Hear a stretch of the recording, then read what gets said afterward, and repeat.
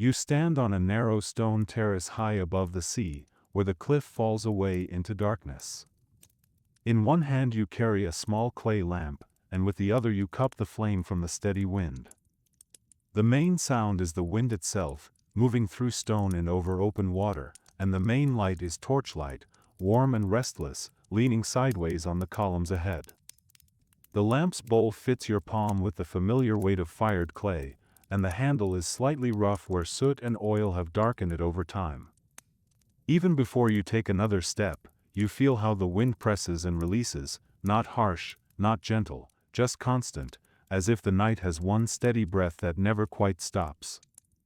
A few paces in front of you, torches burn in brackets on pale pillars, turning the air around them into a soft circle of gold. Beyond that circle, everything returns to deep blue-black, sea below, sky above, and the long line of the horizon.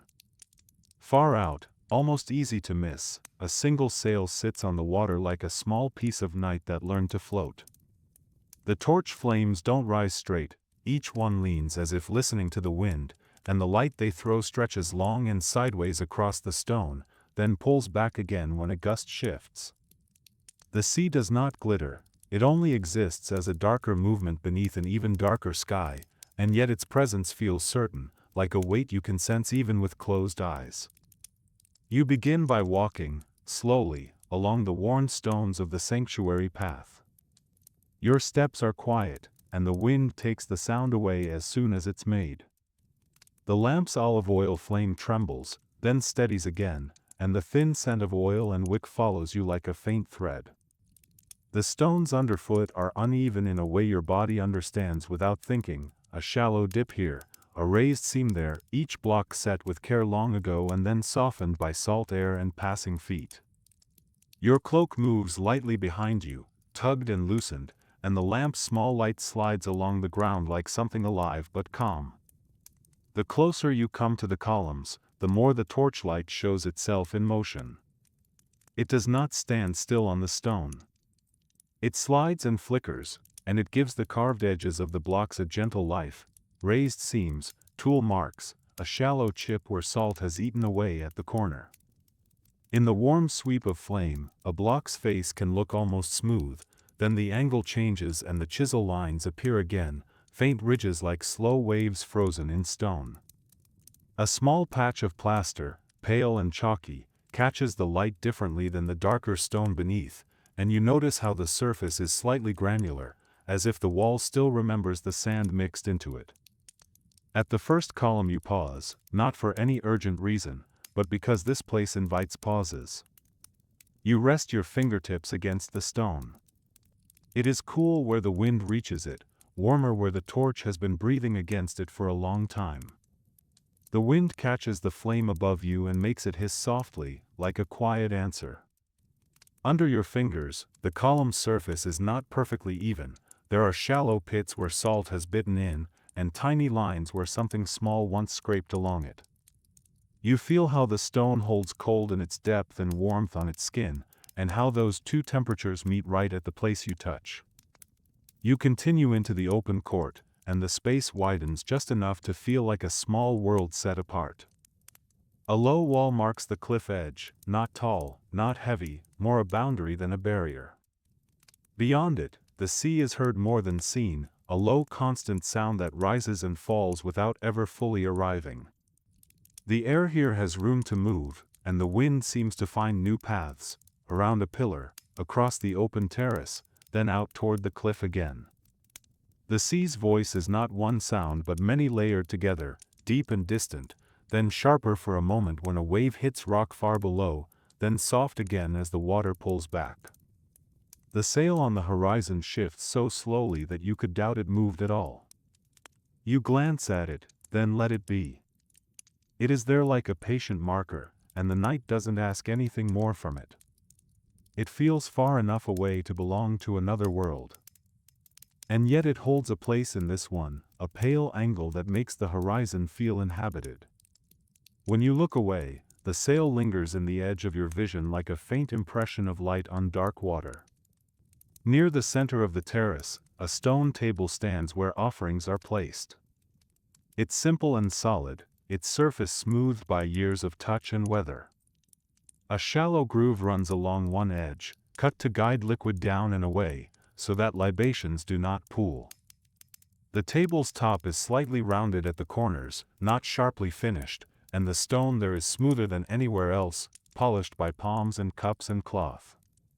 The groove is darker in places, stained by old wine and oil, and the torchlight makes it gleam for a moment before it returns to matte shadow.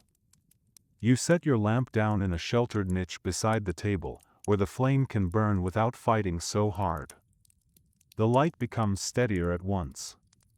Shadows on the stone shorten and soften, and the torchlight and lamplight begin to overlap, warm on warm, like two quiet breaths in the same air.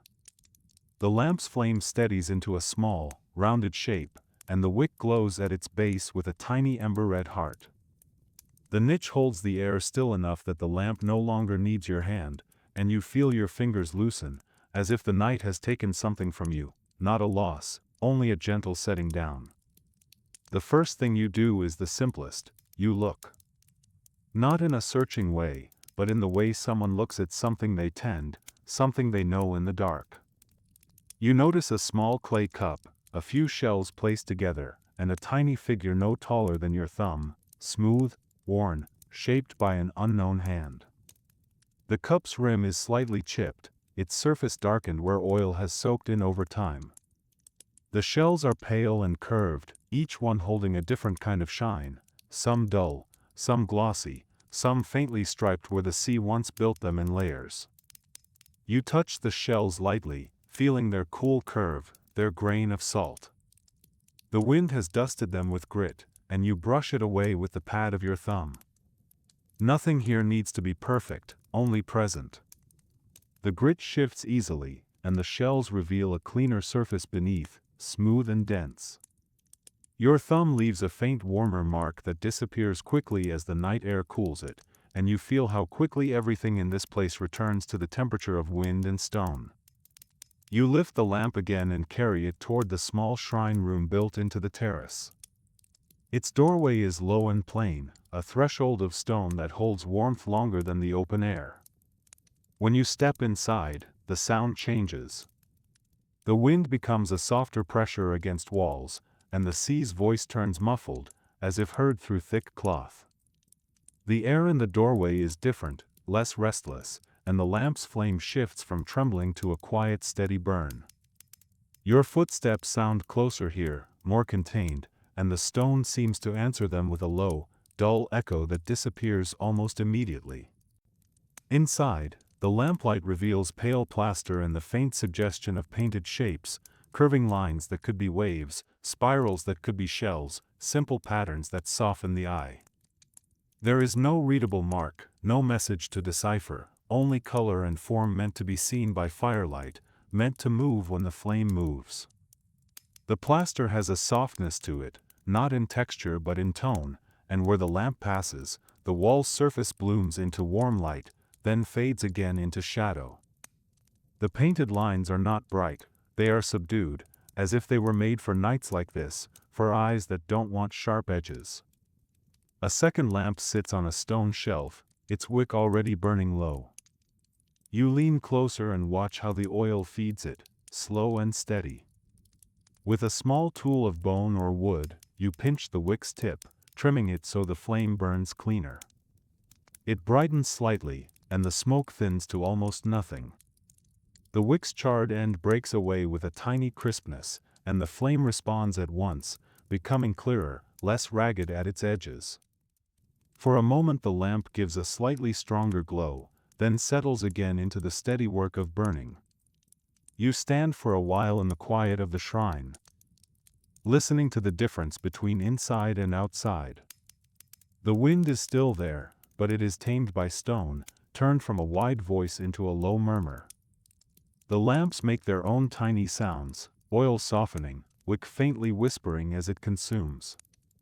The room holds warmth in its corners, and you can feel it on your cheeks and fingertips, as if the lamps are breathing small pockets of heat into the air. Even the smell is softened here, oil, clay, a trace of smoke that never becomes heavy, and beneath it all, a faint saltness that seems to live in the stone itself.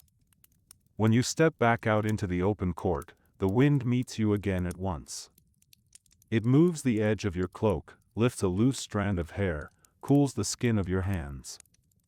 The torch flames bend with it, then straighten, then bend again, never arguing, only yielding. The change is immediate and clear, as if the terrace is an open palm and the shrine is a cupped hand. Your breath feels cooler as you inhale, and the wind pulls the warmth from your face in a steady, gentle way. You walk to the nearest torch and examine it. The cloth wrapping at the top has burned unevenly, and one side glows brighter than the other. You adjust it carefully, turning the wrapped material just a little so it burns more evenly. The flame flares, then steadies, as if satisfied. The bracket that holds it is dark and firm, metal warmed by hours of fire, and you keep your fingers away from where the heat gathers. The cloth responds to your careful turn, settling into a new shape, and the flame follows the cloth's new edge like water finding a smoother channel. From this angle the sail is clearer, a pale triangle against darker sea. It appears to be moving along the horizon, far from shore, far from you. A sailor out there might see these torch points on the cliff and know the land is where it should be, the night arranged as it always is. The thought arrives without force and leaves the same way, and you remain here, with the wind in your cloak and firelight on your hands. The sail's pale shape seems to rise and fall slightly, perhaps with the swell, perhaps with the small tricks of distance and darkness. You return to the offering table and pick up a small vessel, clay, rounded, cool from the air. The scent inside is faintly sweet and sharp, the smell of wine that has been waiting. You pour only a little, not in a dramatic stream, but in a thin ribbon that catches torchlight for a moment before becoming dark again. The wine's surface inside the vessel reflects a small, trembling light as you tilt it, and the first drops fall with a quiet certainty. The clay cup at the table's edge remains still, and the shells catch a faint glimmer as the wine passes nearby. The liquid runs along the carved groove, following the stone's guidance. It disappears over the edge into shadow, and the action is complete without needing a reason spoken aloud. The sea keeps its rhythm below, and the torchlight remains patient on the pillars, as if nothing ever needs to be remembered for long. For a moment, the wine leaves a darker sheen in the groove, and then even that begins to dull as air and stone take it in. Your hands stay steady, and when you straighten the vessel again, it feels lighter by only the smallest amount. You stand with both hands resting on the edge of the stone table. The stone is rough under your fingertips, and salt has left a fine crust in the shallow pits and seams. You feel the wind press against your shoulders, and you feel the warmth of firelight on your face, and the two temperatures meet in the middle like balanced hands. The salt crust is delicate. If you rub it, it shifts into powder, and you can feel it cling faintly to your skin. You keep your hands there for a while, letting the stone's firmness translate into your posture, letting your shoulders settle down and back without thought. After a while, you begin a slow circuit of the terrace. You walk along the low wall, keeping a comfortable distance from the edge, not from fear, but from habit. The stones here are slightly damp, not wet, just cool with night moisture, and your sandals find the uneven places by memory. The low wall's top stones are smoother than the vertical face, and you brush your fingertips along them as you pass, feeling the faint grit, the softened edges, the way the stone has been rounded by wind and time. You pause at a corner where the wind funnels between two stones and makes a steady whistling tone. It is not loud, but it is distinct, like a single note held for a long time. You tilt your head and listen to it change as the wind shifts, rising a fraction, lowering again, never rushing. The sound seems to come from the stones themselves, as if they have learned to sing when the wind passes in the right way. Your hair moves against your cheek, and the note changes again, the smallest slide in pitch that feels more like texture than melody. The torch nearest this corner answers with a soft crackle, its flame thinning as the gust pulls it sideways. Then it rounds out again, and the light returns to its normal shape. The sanctuary seems to breathe, not like a creature, but like a place that has learned the pattern of night. The torchlight here stretches farther for a moment, and you see the wall's surface more clearly, tiny pale flecks of shell and sand embedded in plaster, a darker line where rainwater once ran, long ago, and left a faint stain. You return to the shrine room for a moment, carrying the lamp in both hands so the flame stays steady. Inside, the air is warmer, and the smell of oil is more noticeable. You check the second lamp again, watching the surface of the oil, the way it glints in the small light. The oil's surface is not perfectly flat, it trembles slightly as you set your own lamp down, then becomes still again. The wick's base glows faintly, and you see how the flame is fed by patient, quiet movement inside the lamp, no hurry, only steady work. On a low ledge near the wall sits a covered jar, clay, thick, sealed with a simple stopper. You loosen it just enough to smell what's inside. The scent is clean and rich, olive oil stored for light and for food, and you close it again carefully, preserving it against dust and damp air. The stopper fits snugly, and when you press it back into place, you feel the small resistance of clay against clay, then the gentle seal. The jar's surface is cool and slightly chalky, and you notice a small thumbprint in the fired clay, left by whoever shaped it. Back outside, you move to another torch and repeat the same quiet work. A small twist of cloth, a gentle press, a watchful pause to see if the flame holds. The wind tests each adjustment, and you make them as if you have all the time in the world. The cloth's fibers are stiff where they've burned, softer where oil still lingers, and you can tell by touch how close it is to needing replacement. When you step back, the flame steadies into a calm, rounded shape again, and the torch resumes its patient leaning and straightening. The sail has shifted slightly, now a little farther to the side. It might be catching a different current, or it might simply be the earth turning under the stars. It remains a small calm shape, and your gaze touches it and lets it go.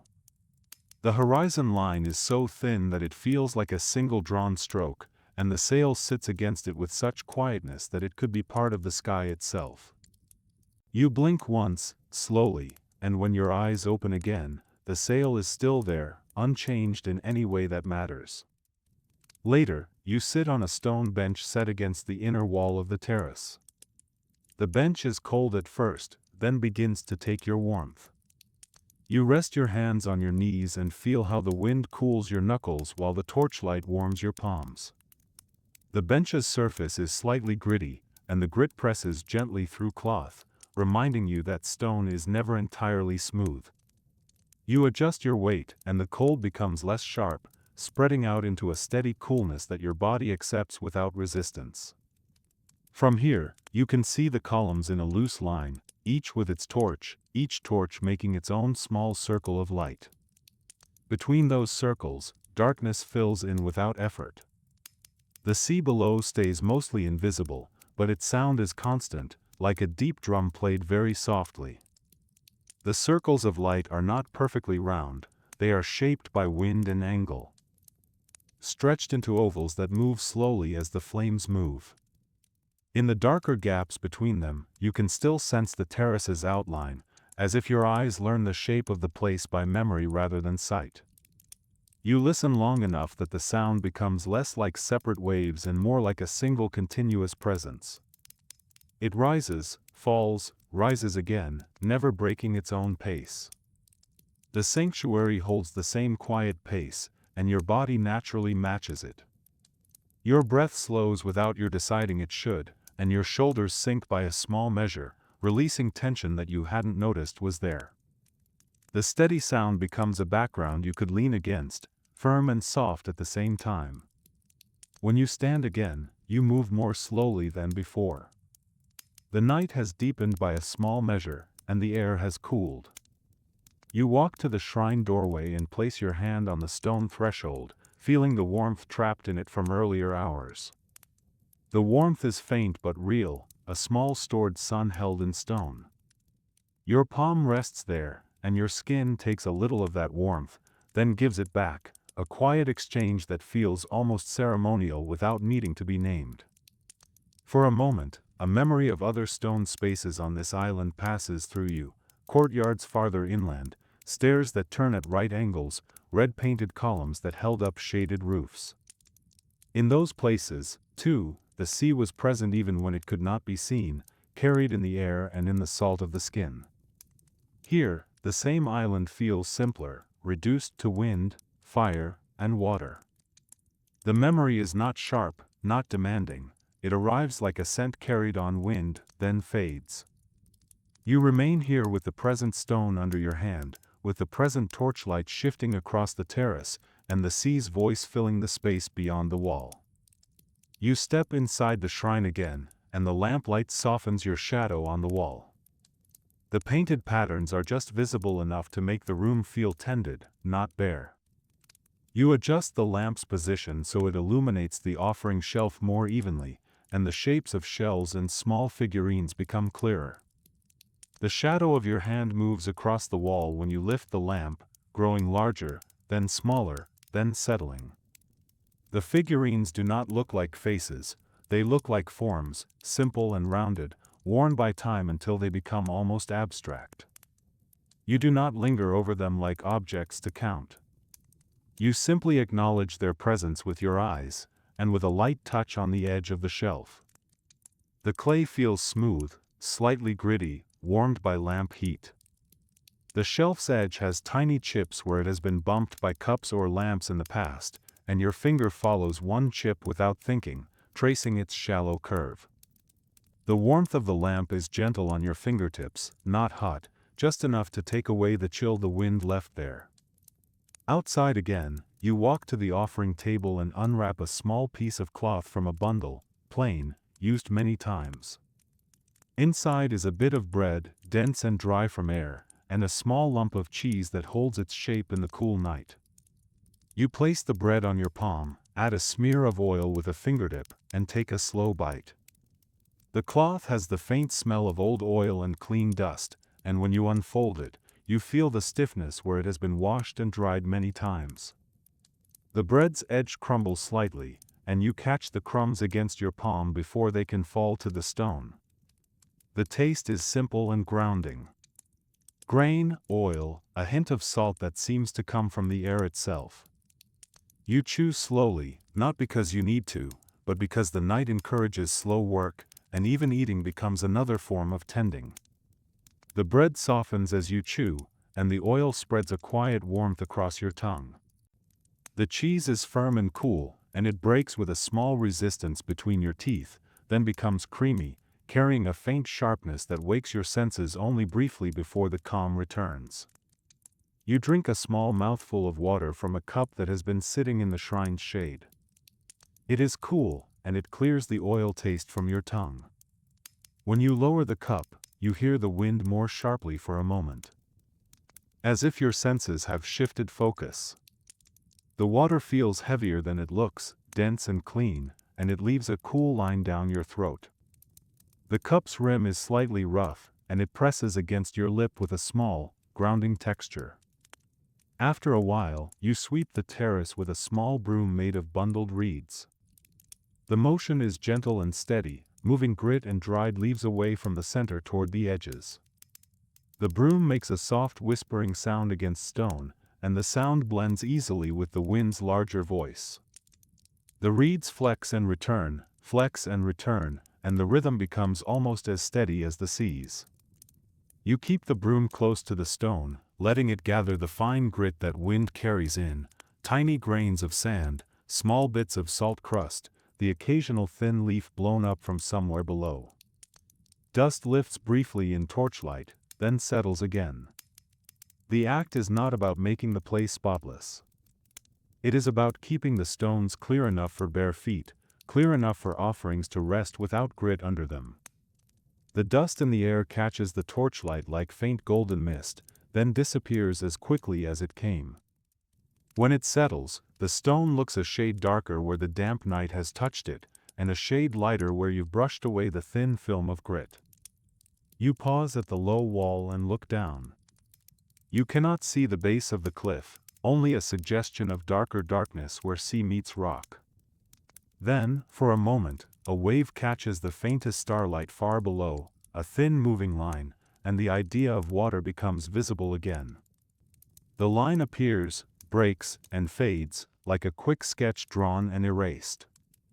The sound that follows is not loud, but you feel it in your chest more than you hear it, rock receiving water, water withdrawing again. The wind shifts and brings a sharper scent of salt, almost metallic in its cleanliness. It dries your lips. You touch your mouth with the back of your hand, tasting salt on your skin, and you let the taste be part of the place.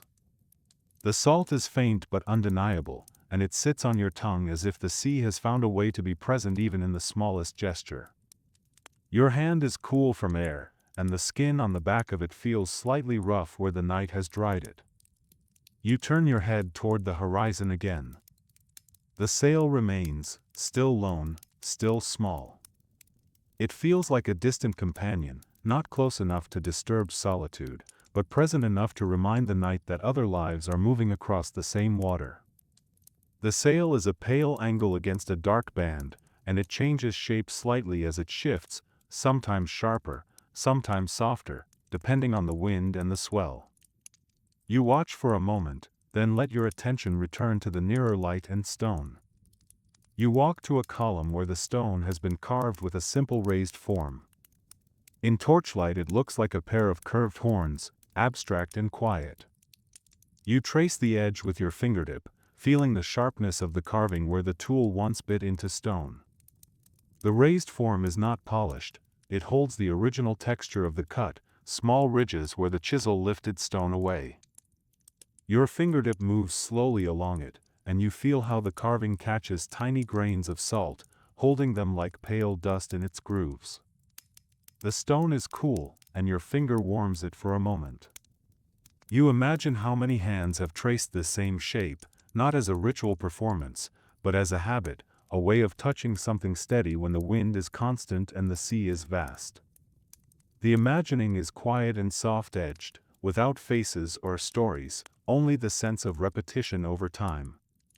Your own touch becomes part of that repetition for a few seconds, then it passes, and the stone remains exactly as it was. As the night deepens, the wind briefly calms. The change is subtle but real. The torches stand straighter, their flames taller, and the sea's sound becomes more prominent, rising up as if given permission. You stand still and listen, letting the increased sea voice fill the space. Without the wind's constant push, the terrace feels strangely still, as if the air itself has paused to listen too. The torch flames become more vertical, and the circles of light grow rounder, less stretched, less restless. Then the wind returns, steady again, and the balance shifts back. Torchlight leans sideways, cloth flutters, and the world returns to its familiar arrangement. The sea's voice remains, but it steps back slightly, becoming one layer among others again. Your cloak lifts at the hem and settles, lifts and settles, and the sanctuary resumes its quiet breathing pattern, as if nothing has changed at all, only a small moment of stillness, now folded gently back into motion. You go inside the shrine and check the lamps again, one after the other. The oil level is lower now, and the flame sits closer to the lip of the lamp. You top it up with a careful pour, watching the surface rise, watching the flame respond by brightening, becoming fuller. The oil moves slowly, thick and dark gold in lamplight, and when it meets the warmed clay, you can almost sense the lamp accepting it, drawing it in with patient familiarity. The flame does not leap, it simply grows steadier, rounding out, less likely to smoke. A faint scent of smoke gathers near the ceiling, but it never thickens. The room remains breathable, calm.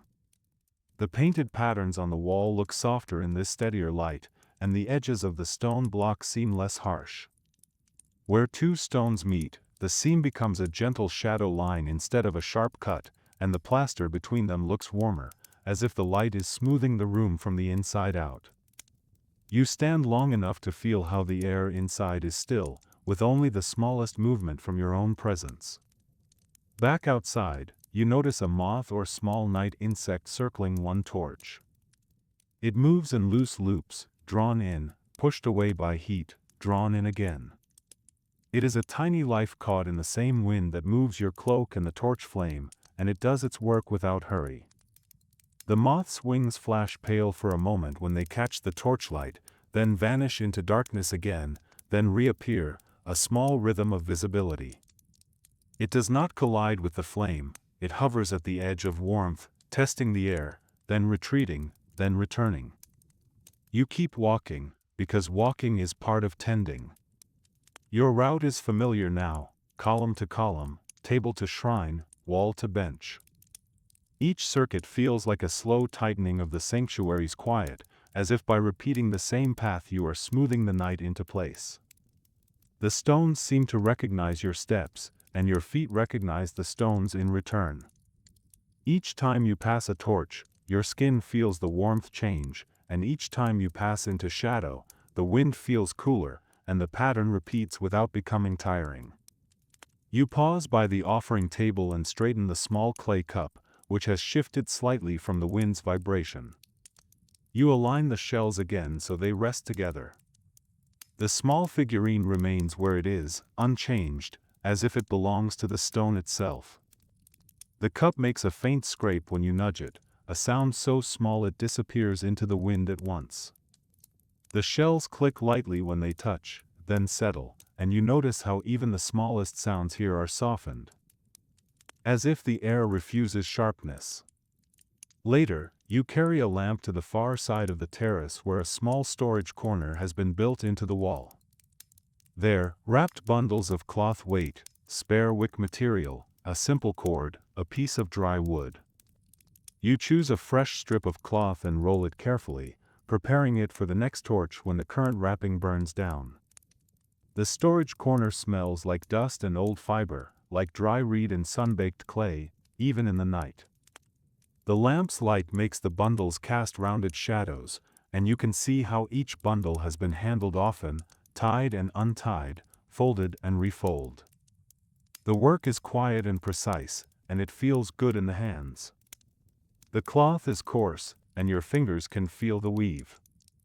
You tie it with a thin cord, the knot small and firm, and you set it aside where it will not be blown away. The cord bites gently into your fingertips when you pull it tight, then relaxes as the knot holds. You test the knot once with a small tug, not for mistrust but for reassurance, and the cloth remains rolled, ready, waiting. You return to the bench and sit again, this time leaning your back into the stone. The stone holds your shape without changing. Torchlight warms one side of your face, while the wind cools the other, and your body settles into the balanced discomfort that becomes comfort when accepted. The bench feels colder now than it did earlier, and yet your body seems less bothered by it, as if it has already learned the night's temperature. The stone behind your shoulders is firm and unyielding, and that firmness is strangely restful. The sail on the horizon is still there, but it seems fainter now. It might have turned slightly away. It might be passing behind a low bank of cloud. The important thing is that it remains part of the horizon story, appearing and disappearing without ever forcing attention. When you try to look directly at it, it nearly disappears. When you soften your gaze, you can sense it again, a pale suggestion in the distance. It becomes less an object and more a quiet idea of movement out at sea. You lift your eyes to the sky for a moment. Stars are scattered and steady. They do not flicker like flames. They hold their positions with a calm that feels older than stone. You do not name them, you simply let them be points of light above an ocean of darkness. The sky is not perfectly clear, there is a faint haze that makes the stars seem slightly softened, like small lamps seen through thin cloth. Even so, their steadiness feels absolute compared to the restless torchlight. A thin cloud passes, dimming them slightly, then moving on. The torchlight remains constant in comparison, always moving, always alive. Between the steady stars and the restless flames, the night finds its balance again. The cloud's edge is barely visible, not bright enough to show itself clearly, only noticeable because the stars behind it fade for a while. When the cloud moves on, the stars return as if nothing happened, and the sky resumes its quiet watch. After a while, you stand and go back to the shrine, not because you must, but because the movement keeps you warm. Inside, the lamps make small pools of light on the floor. You crouch and run your fingers along the edge of a stone slab, feeling grit, then wiping it away. The grit gathers under your fingertips like fine sand, and when you wipe it onto your palm, it feels like the sea has left a small deposit here, a quiet trace. You brush it aside gently, not throwing it, just moving it so the slab's edge feels clean again. The action is tiny, almost meaningless, and yet it feels like the essence of this place, small acts repeated, stone and oil and wind managed with patience. The night continues on its own, whether you notice it or not, and your hands simply move within it. The lamps do not brighten in gratitude, the wind does not pause. The world remains steady, and your small work fits into it like a pebble placed carefully in a shallow groove. You step outside and check the first torch again. Its flame is lower now, and the cloth has become brittle at the edges. You lift your prepared fresh wrapping and replace it carefully, feeding it into the bracket so it catches the heat. The flame takes it slowly, then more eagerly, rising and spreading into a brighter shape. The brittle cloth breaks away in tiny black flakes that drift downward, then vanish into darkness before they reach the stone. The fresh cloth darkens at the edge where the heat touches it, then begins to glow, then finally catches, transforming into steady flame. For a moment, the light is stronger. It reaches farther across the terrace. The low wall and the stone table become more clearly defined, and the column's carved edges stand out sharply. Then, as the fresh cloth settles into its burn, the flame returns to a steady size, neither too bright nor too dim. The brighter moment feels like a brief opening of the night's eyes, then a gentle closing again. The terrace does not become dramatic under the light, it simply becomes clearer, and then returns to softness. The wind plays with it, bending it slightly, but not threatening it. The flame holds. You watch it for a few breaths, satisfied, then move on. The cloth flutters faintly where it is not yet fully consumed, and the flame follows that movement, leaning with it, then returning. You feel the heat on your face when you stand close, and when you step back, the cool air meets your skin again, easing the warmth away. You walk toward the low wall and rest your hands on its top stones. They are cold, and your palms warm them quickly. You feel the grain of the stone through the thin film of salt. You look out at the sea again, and you listen as if you could hear distance itself. The cold of the wall is deep, and yet your palms create a small warmth on its surface, a temporary mark that will fade as soon as you lift your hands away. The wind presses against your wrists, and you feel the steady pull of air toward open water. The sail is now barely visible, a paler smudge at the horizon's edge. It feels farther away, as if the sea has absorbed it. The idea of it remains, and that is enough. When you blink, the smudge seems to move, and when you hold your gaze steady, it seems to stop, as if it belongs more to the act of seeing than to the sea itself. Either way, it remains part of the horizon's quiet story, and you do not chase it with your eyes. Later, you return to the offering table and pour a second small libation, this time even smaller than before. The liquid disappears into the groove and into the dark, leaving only a faint scent on the stone. You set the vessel down and cover it again, protecting it from dust and wind. The scent rises briefly, wine, sharp and sweet, then thins as the wind takes it. The groove darkens again for a moment, then begins to dry, and the stone returns to its usual cool, matte surface. The act completes itself without a conclusion. There is no applause, no witness, no need for words. Only the wind and sea, and the steadiness of firelight on stone. The torches continue their leaning and straightening. The sea continues its steady rise and fall below. Your hands feel empty for a moment after setting the vessel down, then return to their natural rest. You take another small bite of bread, more from habit than hunger. The bread is drier now, and you dip it into oil again, letting it soften slightly. The taste is familiar, and familiarity feels like a kind of warmth. The oil's surface clings to the bread in a thin sheen, catching torchlight in a faint glimmer before it disappears into the grain. You chew slowly, and the bread becomes less dry, easing into softness as you swallow. When you finish, you wipe your fingers on cloth and tuck the cloth away. You do not leave crumbs on the stone. You keep the place tidy in the way a small sanctuary should be, simple, ready, unburdened. The cloth picks up the remaining oil from your skin, leaving your fingers dry and slightly rough again. You fold it carefully, and the fold feels like part of the same quiet precision as tending the torches. As time passes, you begin to move more slowly between tasks. The air grows cooler, and the wind feels less like motion and more like a constant presence pressing against your skin. Torchlight has burned down a little on each column, and the shadows between them have grown larger. The circles of light shrink, and darkness fills the terrace more completely, not abruptly, but like water rising in a calm basin. The torches still give warmth when you stand close, but the warmth feels more localized now, contained to small islands. You sit again, and this time you let your hands rest heavy in your lap. Your shoulders soften. The sea's sound continues its slow pattern. The wind continues its steady pressure.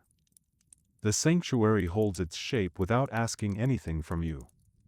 Your breath becomes quieter, and you feel your chest rise and fall in time with the sea's deeper rhythm, not matching it exactly, but settling into the same patient pace. A long minute passes, then another. You might not even count them. The night is not measured by numbers here. It is measured by the way the torch flames lower, by the way the air cools, by the way the horizon changes shade. The bench's cold becomes a constant, no longer sharp, just present.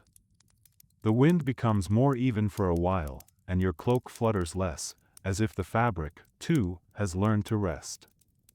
You stand and walk one more circuit, slower than before. You check each torch, not with concern, but with a quiet respect for how they burn.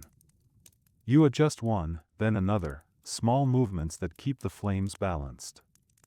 Your fingers work carefully, staying away from heat, feeling the cloth by touch, sensing which edge is brittle, which edge still holds oil. Each adjustment is small and complete, and you step back each time to watch how the flame settles, how it finds its steady lean again. You step into the shrine and look at the lamps again. Their light is softer now, and the room feels more shadow than brightness. The painted patterns on the wall are barely visible, and that feels appropriate, as if the room is gently returning to its simplest form. The lamp's pools of light seem smaller, tighter, and the corners of the shrine become deep and quiet. The ceiling holds a faint haze of warmth and smoke that never thickens, only lingers as a soft veil. You add a little oil to one lamp, but you do not make it bright. You let it remain a small light, enough to show the edge of stone, enough to guide a hand. The lamp's flame steadies, and the air warms slightly around it. The oil's surface rises, and the flame rounds out, then settles into a low, calm burn, like a small ember that refuses to go out. The lamp's clay holds the warmth close, and your fingers feel it when you set the oil jar back down. When you step back outside, the wind meets you with a cooler touch. You pull your cloak closer, feeling the fabric tighten around your shoulders. The fabric flutters at the hem, and the sound is soft, like leaves moving in darkness. The cooler air touches the place where the shrine's warmth had settled on your skin, and the contrast is noticeable, then quickly accepted. The torches lean again, their flames slightly thinner, and the terrace feels more open, more exposed to the sea's wide breadth. The sea below remains constant, a low breath that never stops. It does not become louder to demand attention.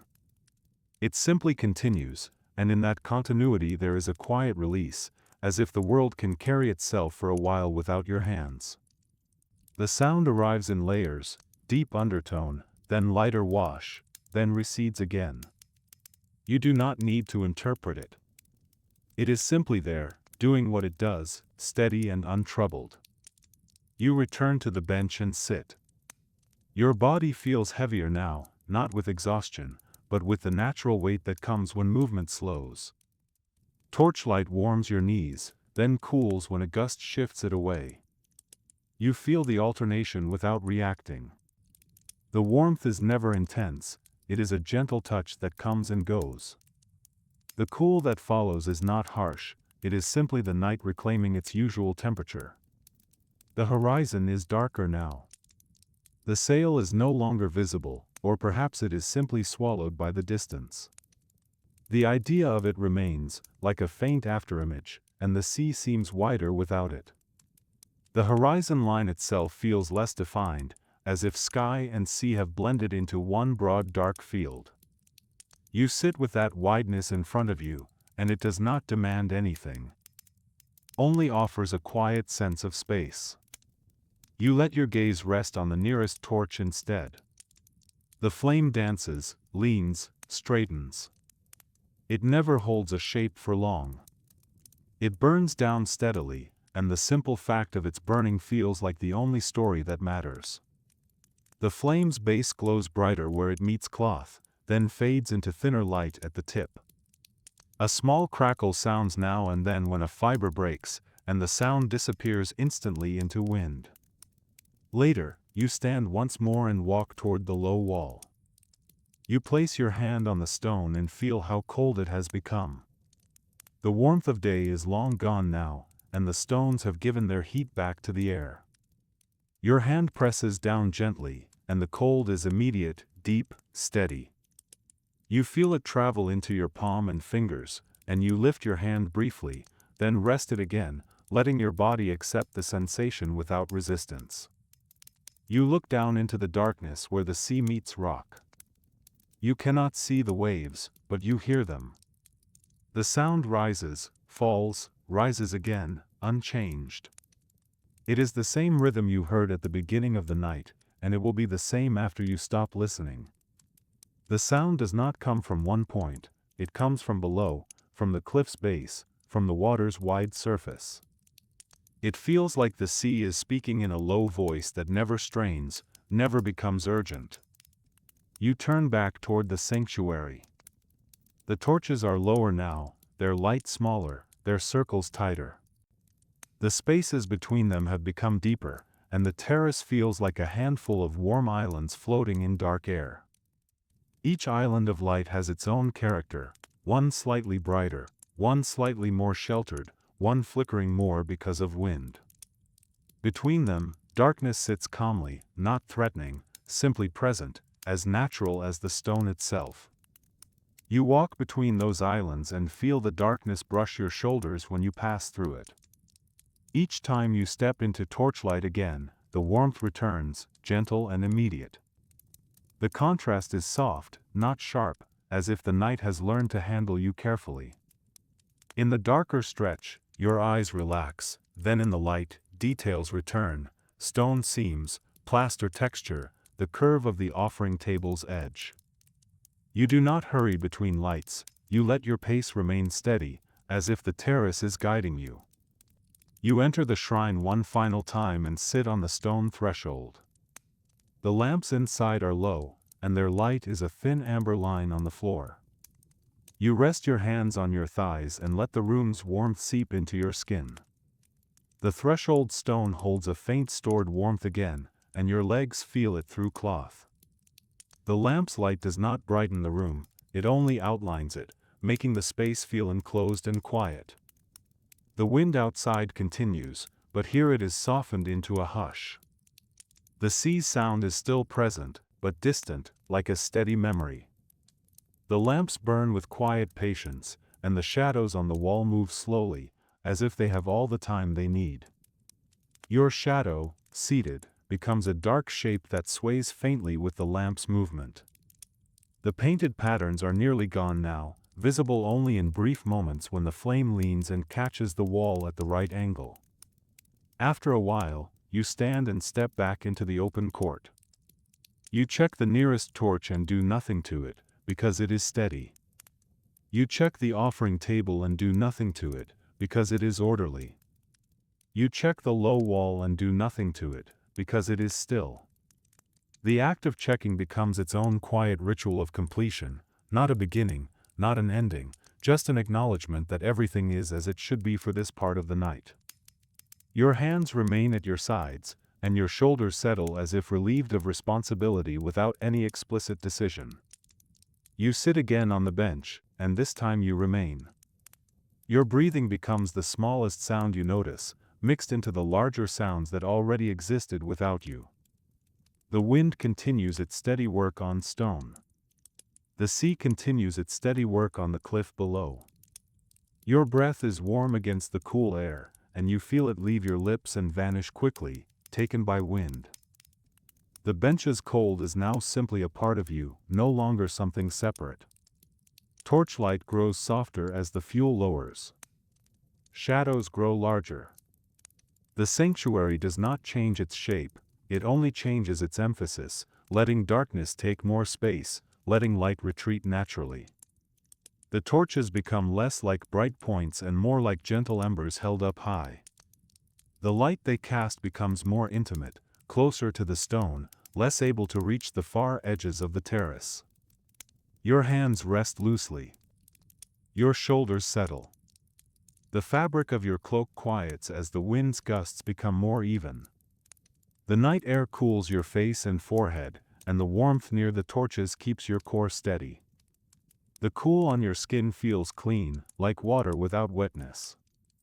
The warmth feels like a small hearth that never flares. Between them, your body finds a stable middle, and it stays there without effort. Time blurs. The tasks are already done. The place holds itself. The sea holds its rhythm. The wind holds its direction, and even when it shifts, it does so without urgency. The horizon remains a broad dark band. The sky remains a deeper dark above it. The sanctuary remains a small, tended presence on the cliff, not competing with the night, only sitting within it. The torches continue to burn down, slowly, as if counting nothing at all. The lamp inside the shrine remains a small ember of light behind stone. The horizon remains dark and wide, and whatever moves out there moves without announcing itself. The torch's cloth shortens, the flames lower, and the light becomes softer still. The lamp's glow inside the shrine feels like a quiet heart, barely visible from here, but steady. You remain on the bench, feeling the stone under you, feeling the air around you, feeling the gentle alternation of warmth and cool. The sanctuary stays quiet, the way it always does when the night is deep enough. Your body is present in simple ways, the weight of your hands, the looseness of your jaw, the relaxed set of your shoulders. Nothing in you needs to reach outward now. The wind keeps passing through the columns, through the gaps, through the open court, and it never tires. The sea keeps answering from below, and it never hurries. Torchlight keeps trembling and leaning, and it never insists. The sounds overlap and separate, wind high and steady, sea low and constant, flame soft and intermittent, and the combination becomes one continuous atmosphere. And in that long, steady continuation, wind, fire, water, stone, the night becomes simpler and darker, and nothing needs to be held for very long at all. The sanctuary remains, the same small world set apart, and the sea continues, and the stars above remain steady, and the torches burn down in their own slow time, until the distinction between moments feels less important than the calm shape of the night itself.